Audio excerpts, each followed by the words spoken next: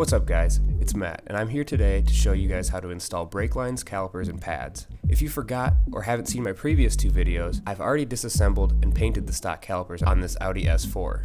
Now that the paint is dried, it's time to reinstall the calipers. But first, we have to install the new ECS tuning brake lines. To install the brake lines, it's just as simple as taking them off. Push the end of the brake line up against the spring on this bracket, and then thread the end into the stationary portion of the brake line.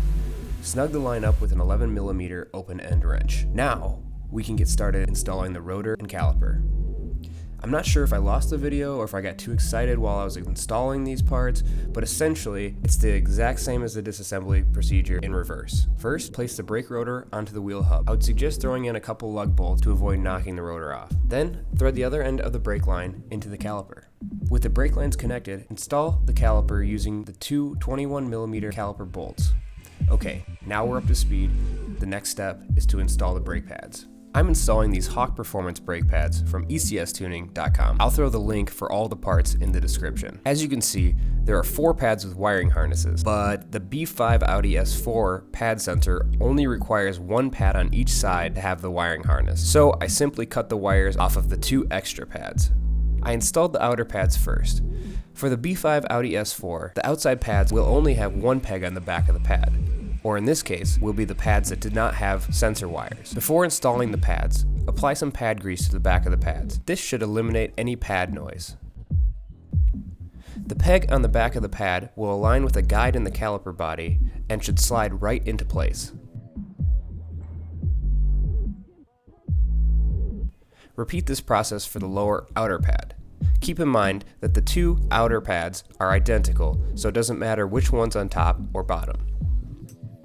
The inner pads will have 2 pegs on the back of the pad.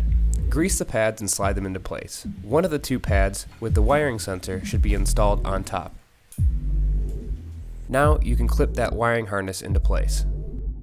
You can reinstall the pad retaining spring. Be careful to avoid scratching your new paint.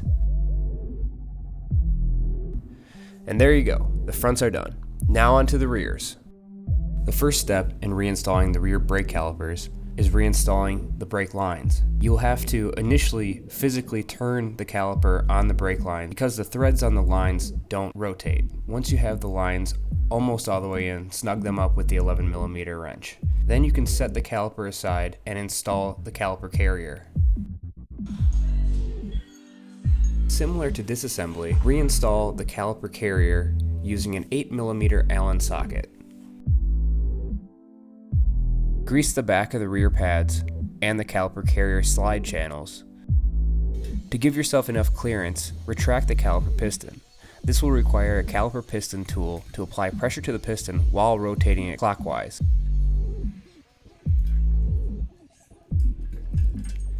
With the piston retracted, place the pads in the caliper, and then while holding them in place, slide the caliper and the pads over the rotor. Using a 15mm wrench to hold the lock nut, or in this case, a set of needle nose pliers, install the 13mm caliper slide bolts.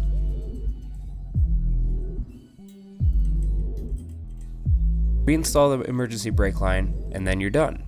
The final step to this process is to bleed the brakes. Because this was a 2-person job, I wasn't able to film the brake bleeding process. But if you'd like to see it, let me know in the comments. So there you have it, my 2-day journey of painting my calipers and installing new front rotors, lines, and pads. As always, if you have any questions or comments, please write them in the comment section below. If this video was helpful and/or entertaining, please like the video and share it with your car buddies. For more content, please subscribe.